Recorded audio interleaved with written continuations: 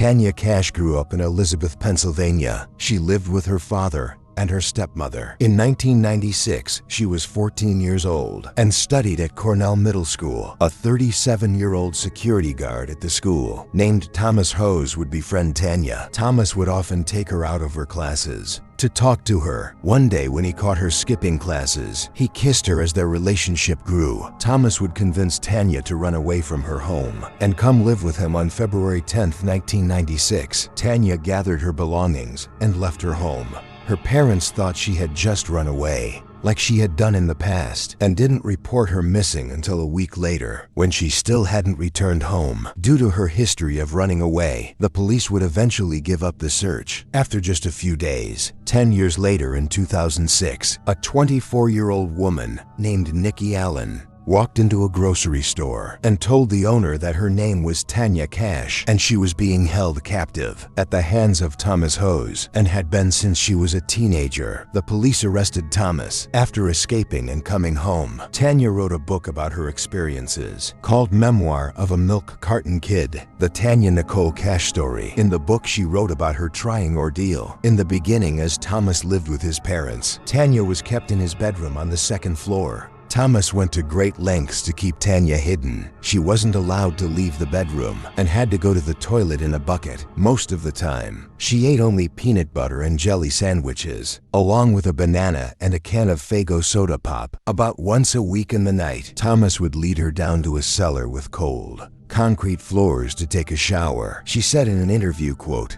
"I was fine at first. I thought I was in love and felt my sacrifices were labor of my love for Tom. Soon, however, the ordeal began to take its toll. In 2000, Thomas created a new identity for Tanya, Nikki Allen, and introduced her to his parents as his girlfriend that would be moving in with him. After this, Tanya was allowed to leave the house occasionally, with a strict curfew. 10 years later, after she was originally coerced to run off with Thomas, Tanya escaped in 2007. Thomas pled guilty to 3 counts of involuntary deviant sexual intercourse, aggravated indecent assault, statutory sexual assault, interfering with the custody of a child, corruption of a minor, and child endangerment. Thomas pleaded guilty and was sentenced to 5 to 15 years in prison.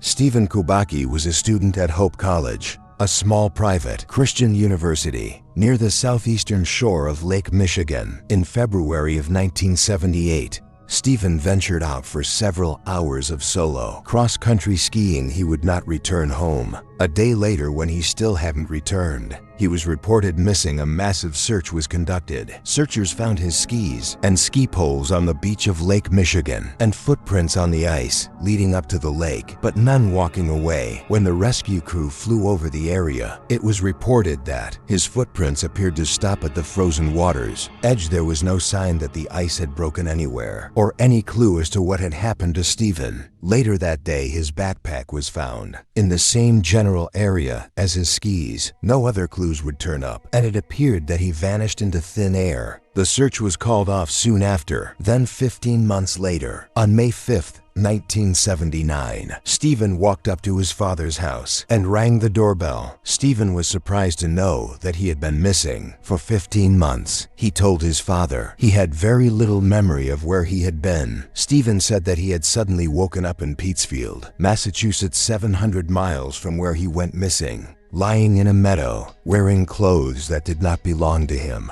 He also had a small satchel beside him with maps in it, none of which were his. He said that he felt like he had recently been running. His father lived in Pittsfield, 40 miles from where he woke up. Other than that, he had no recollection of where he was or what happened to him in the last 15 months following his return. He refused to speak about his encounter with the media, since he had no recollection of it whatsoever. He refused to talk to a therapist, since he said he didn't have to, as he didn't have any psychological problems. In 1983, Stephen got his master's in linguistics, and years later, a PhD in clinical psychology followed. Some would say that getting lost ultimately helped Stephen achieve his goal of helping others find themselves.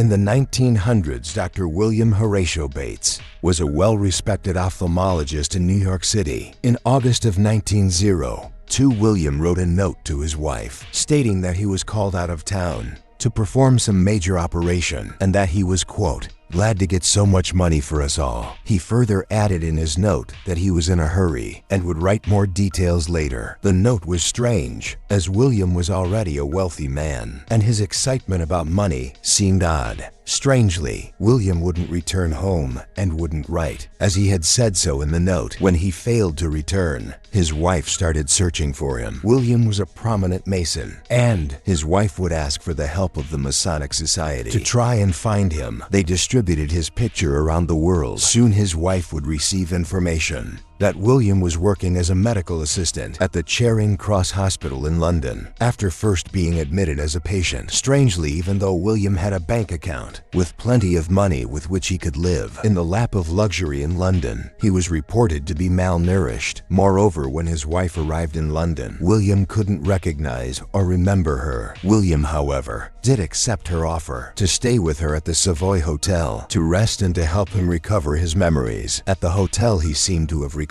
being called away from New York to board a ship and perform an operation on someone with the brain abscess. Hearing this, his wife decided to stay in London to help him recover his memories. But 2 days later, William walked out of the Savoy Hotel and disappeared. Once more, his wife would never see him again. She spent the next few years tirelessly searching for him in Europe and America until her death in 1907. In 1910, Dr. J.E. Kelly, a good friend of William's, would pass through Grand Forks, North Dakota. There he would run into William, working in an ophthalmology practice that he had set up himself. Sometime after his second disappearance, however, he still had no memory of his past life. Kelly convinced him to return to New York and to practice together as partners. William married 3 times. After being widowed twice, he married Emily C. Lyerman, his longtime personal assistant. William never recovered his memories of his previous life, nor what had happened to him after his first disappearance. Natasha Ryan was a 14-year-old girl living with her parents in Rockhampton, Queensland in 1998. On August 31st, 1998, Natasha was dropped off at her school by her mother. When she returned to pick her up, she wasn't there, and she was reported missing to police. An exhaustive and extensive search was carried out for her. In the month prior to her disappearance, Natasha had run away from home once, aided by her 21-year-old boyfriend, Scott Black. However, she was found 2 days later. Scott was fined $1,000 in November of 1999 when he pled guilty to willful obstruction of police. He was asked if he knew anything about her second disappearance, to which he said he did not know anything about Natasha's whereabouts. 8 months after Natasha went missing, another girl by the name of Kira Steinhardt went missing while walking home from school. After following several leads, police arrested Leonard John Frazier. During Natasha's disappearance, several women had gone missing. The police suddenly began considering the possibility that Leonard was a serial killer and may have murdered Natasha as well. Hopes of finding her diminished, and she was soon declared legally dead, with the belief that she had fallen victim to Leonard. Her family held the memorial service in Bundaberg, Queensland on her 17th birthday in 2001.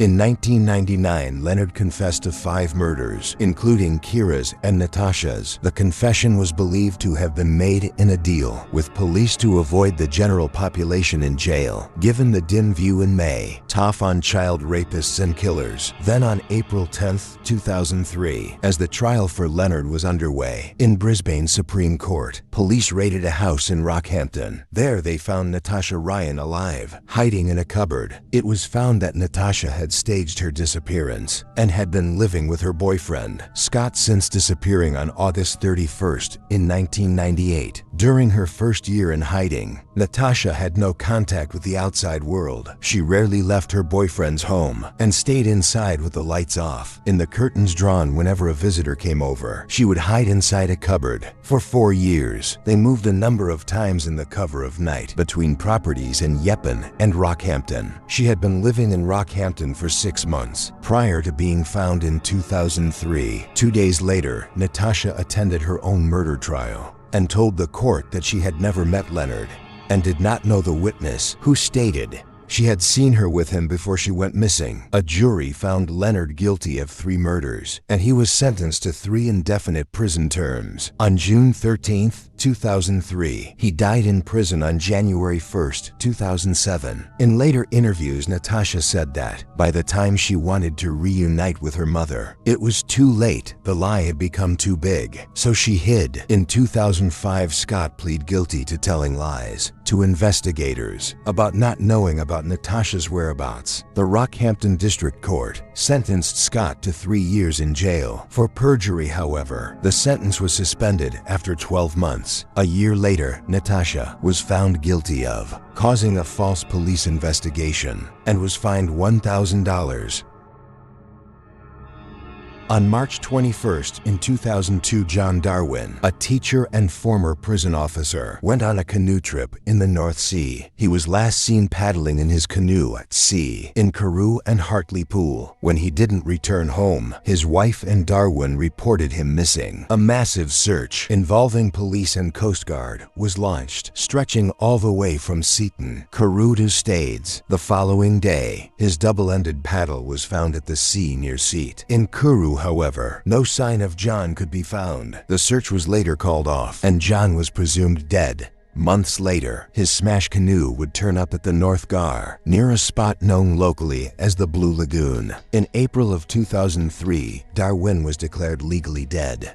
His death certificate stated that, after going out to sea, he probably encountered difficulties, as a result of which he died. With the help of a death certificate, the grieving widow and was able to claim her husband's £25,000 life insurance policy, his £25,000 teacher's pension, his £58,000 prison service pension, as well as £4,000 in payouts from the Department of Working Pensions and a further £137 from a Norwich Union mortgage insurance policy. The total was £249,000. Darwin was presumed dead until 2007. In 2007, a man walked into a London police station claiming he was John Darwin. He told investigators that he had no memory of the last few years. He was able to give his name, date of birth, and personal details, but did not remember where he had been. And in the interview, said she was overjoyed that her husband was alive. However, unknown to the Darwins, police had been investigating its disappearance, having received a tip that John might be alive and living in Panama soon. Darwin's story was exposed as a pack of lies when a photograph emerged on the internet of him posing with his wife in 2006, proving that he was alive all along. It came to light that John had faked his death to escape substantial debts from a failed property and a shared business. Incredibly, and helped him pull this off, he, along with his wife, planned his death to claim life insurance money to pay off the debts that he had accrued. According to John, after he faked his disappearance, he moved to the Lake District and would phone and regularly to see if the coast was clear for him to return home. A few weeks later, he returned to his home and would stay in an adjacent in-law unit to the family home that the Darwins owned. By the day, he would sit in the adjacent flat, and at night, he would creep into the family home through a secret doorway hidden behind a wardrobe. The couple lied to their family members. Even their own sons had no idea he was alive in the in-law unit whenever family members would visit, or if his son stayed overnight. Meanwhile, his wife pretended to friends, neighbors, and her 2 sons that her husband was dead.